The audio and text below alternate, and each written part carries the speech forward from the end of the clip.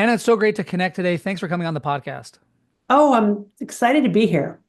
You've written some great books that have been very impactful and have changed the way I think about addiction and pleasure and other topics as well. And as you think back on the lessons you've learned, what would you most want to pass on to others? The lesson I would most want to pass on to others is the lesson of radical honesty. Radical honesty is something that I learned from my patients in long-term recovery from severe addictions, who told me that they had learned through the school of hard knocks that if they wanted to maintain their recovery, they couldn't tell a single lie. That meant they couldn't just not lie about their drug use or their addictive behaviors. They couldn't actually tell a lie about anything because if they did, they were at risk to relapse. Mm. When people get in their addiction, they tend to get into the lying habit where they're telling lies not just about their use, but like they start lying about everything. Yeah. Just one example, a patient of mine who was in recovery said that when he was in his opioid addiction, if he was getting lunch at McDonald's and a friend called him and said, "Hey, where are you?" He'd say, "Oh, I'm at Burger King." And if he was at Burger King, he'd say, "Hey, I'm at McDonald's." So it didn't really make any sense, but it was, kind of just the lying habit. And recovery is all about truth telling. And I got really fascinated by that. Like, why is it that this tiny little, very practical thing that we could all try in our lives would help people maintain appetitive control? And as I talk about in my book, Dopamine Nation, there are lots of potential reasons, like it promotes intimacy, it activates the prefrontal cortex, it allows us to be aware of our behaviors and actions. And so, I've tried to really incorporate radical honesty just in my own life and my own dealings. It's very aspirational for me because I tend to lie.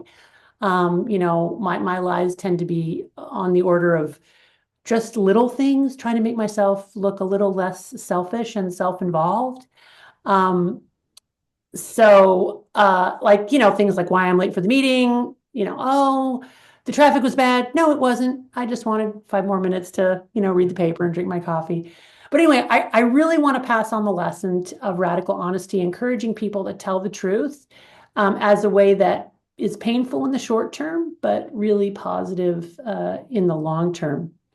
So, one of the very first episodes I recorded when I was doing primarily monologues was an episode on honesty. And I read a book by Sam Harris that impacted me called Lying. And he makes the case for, um, I don't think he used radical honesty in the book, but it was basically, like, don't lie. And I just think I thought it was so interesting because so often in that book, there are times where he shows how when we lie, I mean, it hurts us for a number of reasons, but we also deny, if we lie to people, we deny other people access to reality Yes, because we're exactly. giving them this false sense of what's actually happening. So I just thought that was so interesting. So, lots of questions to follow up on that. What's the balance between like radical honesty and tact, bluntness, etc.? Right, right. Yeah, yeah, that's an important question. Let me just though, adding to what Sam Harris said, I would say when we're lying, we're not just denying other people access to reality, we're actually denying ourselves access to Yeah, reality, right? yeah. Because these stories that we tell about ourselves become our map for navigating the future. And if we're telling fake news about ourselves, we actually don't ourselves have access to those important real truths that will help us make better decisions going forward. Yeah, that's great. Yeah. And also, we erode the social contract. And I can tell you a story about my own parenting involving a chocolate Easter bunny if you want to hear that. Yeah, I'd But love to. yeah, yeah. Just to answer your question though about like, well, are there situations when it really is better to lie? And this is contrary to Kant's teaching. I mean, I'm not a philosopher, but my understanding is that Kant said you should never lie no matter what. Yeah. Let's say your loved one is hiding in the closet and the police come and he's been falsely accused and they're going to take him away and kill him. And they say, "Is your loved one here hiding in the closet?" You should say yes, even though, that would result in this terrible outcome. And I don't think that I subscribe to that. If you're surrounded, and there are lots of ways to rationalize our lives, so you have to be really careful. Right. But if you're living in an unjust system that like structurally will punish people unfairly for telling, the truth, I think it's nuanced, right? Yeah. That there are situations I can imagine where it probably is better to lie, or if telling the truth would really hurt somebody and achieve nothing good, it might be better to nuance the truth or even tell a little lie. The danger here is that we can very quickly rationalize that lying is okay when it's really not. So I would say the circumstances in which lying is a good thing are much, much narrower and fewer than we would generally tell ourselves. So let me park that there. Yeah, and in terms of like the story just from my own parenting, I bought my kids when they were little, about your kids' age now. Um, each a really expensive chocolate Easter bunny and given it to them in their baskets. And I love chocolate. And so, they got their Easter bunnies. They were so excited. They all had a little nibble and then they put it away in each of their baskets. And they kind of forgot about their chocolate Easter bunnies.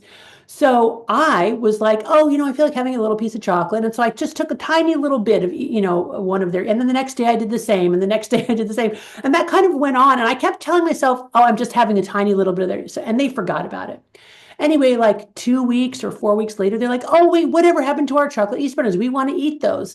And we pulled the baskets down, and lo and behold, like there was one ear left of each Easter bunny. I had eaten so much of their chocolate that there was like, and they were devastated. They're like, what happened? What happened to our chocolate Easter bunny? And here's what I said. Oh my gosh, I have no idea. I don't know. I don't know. I don't know what happened. And they just were so puzzled and mystified and who could have eaten it. And every day after that, they were saying, this is so weird. Who ate our chocolate? And then they started accusing each other, right? Blaming the siblings, you ate my chocolate. And that's when I knew, oh my gosh, I have to fess up. Like I have to admit that I ate the chocolate. And so I like said, okay, guys, I'm really sorry. It was me. I ate your chocolate Easter bunny. And they looked at me, and you can just see in their minds how I like immediately fell off this pedestal. Like their wonderful mom was a person who would not only eat their chocolate, but actually lie about it. And it was a really pivotal moment in our family life in a lot of ways that were mostly really good. In that, literally for years afterwards, they still tease me about eating that chocolate. But I realized the importance of radical honesty in maintaining positive family relationships, but also the importance of modeling for kids that we're not perfect, that we make mistakes, and we can apologize. That's the key. We're never going to get it. We're never going to be perfect, but we can come back when we know we've done wrong and apologize and make amends and try to do better. And that's also a pivotal lesson for kids because they go, oh, my parents are fallible, but I can be fallible too. I can mess up, but I can come back and say, hey, I messed up. I'm really sorry. That's actually going to turn out to be this like great family story. And it sounds like it already has, where it illustrates all of these most important lessons. And so it's like this, maybe it doesn't get passed down from generation to generation, but certainly is part of the family. It like shapes your identity and what you value. So, whereas, ex ante, you would have thought like, oh, I wouldn't want to be known for this, and I wouldn't want this to be a story that our family constantly repeats. But now that it's happened, it actually probably illustrates some really important points that shows what your family values. So as you think about, okay, radical honesty and how important this is to addicts, how does this or does it relate to many of the addictions that people have today, food addiction or cell phone use or pornography? Yeah, I mean, it's all pivotal. What's really interesting as I teach my residents and medical students, I say, when you ask your patient what they're consuming, how much and how often, And better yet, you have them write it down, like doing what we call the timeline follow back method, taking today and going backwards for 1 week.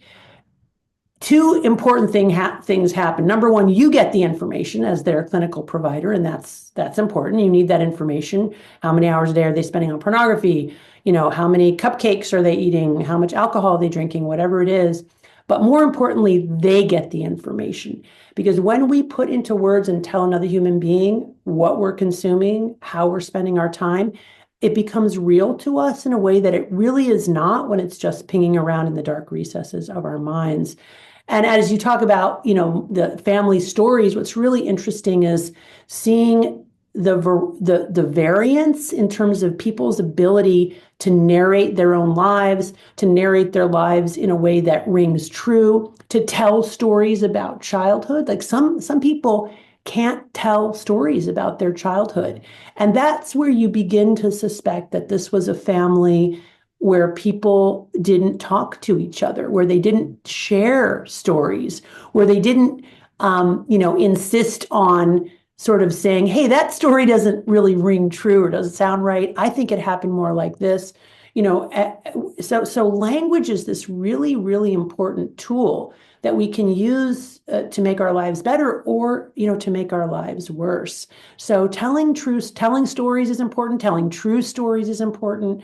And it's really a marker of mental health or conversely psychopathology when people tell certain types of stories versus others, or just simply can't tell a story. Even just today, I've been tracking, how often I eat out because I'm trying to eat out less. And I didn't write it down for a couple of days, and so I was thinking I was doing pretty good. And then I thought back on the week and wrote down, I was like, oh my gosh, I ate out twice as much as I thought. Yeah, It's like it's so easy to deceive people, as the saying goes, and we're the easiest, we can most yeah, easily deceive ourselves. And so yes. just writing these down, speaking it, helps us get access to actual reality and not just our perception of it. As you've strived to implement radical honesty in your life, what has most surprised you? How hard it is. How every day in little ways, and I've gotten much better because it is a skill. And if you practice it, like any skill, you get better at it. So I was raised in a family with a lot of lying. So, I came to it kind of late. My family, a lot of addiction, a lot of psychopathology, is a lot of lying. I married a wonderful man who is like such a better person than I am. And naturally honest. So he modeled the different type of behavior I've learned from my patients. But even now, it's amazing to me how there will be lies that come out of my mouth. Like I didn't even hesitate. He's like, oh, blah. And my kids will be like, but mom, that's actually not true. And it's like, oh crap, it's true that's not true. And it'll often be in an arena where I'm really invested in somebody else's well-being, like my kids' well-being, right? So something will come up for them at school, something that they really value and I really value for them. And they'll be, maybe either writing an essay or something, and it's just like there's this little lie that would make them look better that all of a sudden I want them to tell, right? And yet I've committed to this ethical principle that I can't just, kick out the window when my interests or my kids' interests, are being threatened. So that's been really amazing for me, especially my kids are like, in that era of like competing for applications and spots in school. And it's like, oh God, I have to continue to try to, because I really believe in it. I Mhm. really believe that telling the truth is better for me, better for the people I care about, better for the world. So just trying to invoke that even when it hurts. So maybe last question then is, as you're trying to implement this in your life, what are there any practical tips that you've used that have been most helpful? Any like practical strategies, for example? Slow it down. I think when we're rushed, we tend to have more problems reconnecting with our values and our ethical principles. So making sure we're not rushed, we're well rested, all that basic self-care that then allows us to access our better selves and live according to our values, which then makes us feel better about ourselves and wanting to live more according to our values. So yeah, just slowing it down a little bit. That's great too, because if you show up late for a meeting, right, it's like we're trying to pack in so much, as much as we possibly can before the meeting. And so then we're hurrying and then we end up late. If we slow it down and we just leave a little earlier, then now we've removed the need to potentially lie. And then if we're getting Yeah. sleep and taking care of ourselves, we also are going to have more probably self-control. And one of the phrases that I try to implement in my life, and I forget who said it, I should know off the top of my head, but the idea that total abstinence is easier than perfect moderation. And so I Mhm. just love the idea of striving for radical honesty, perfect honesty. It's hard. We live in a society where that is not the norm, and people, it's just so easy to not tell the truth. So, any last words as we wrap up here? I mean, yeah, what you just said, I think really resonates with me too. I do a lot of public speaking or podcasts, and sometimes I'll get really nervous beforehand. And when I really tap into what that anxiety is about, it's when I feel like I have to be more than I am.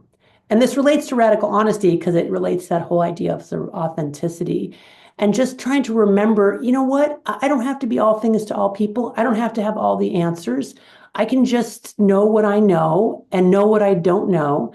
And that's it. I don't have to be more than. And I think this can also help us embrace radical honesty, say, and it's okay to be like, you know what, I don't really know, or I'm not sure, here's what I think based on my experience and this evidence. So that's just another piece of it.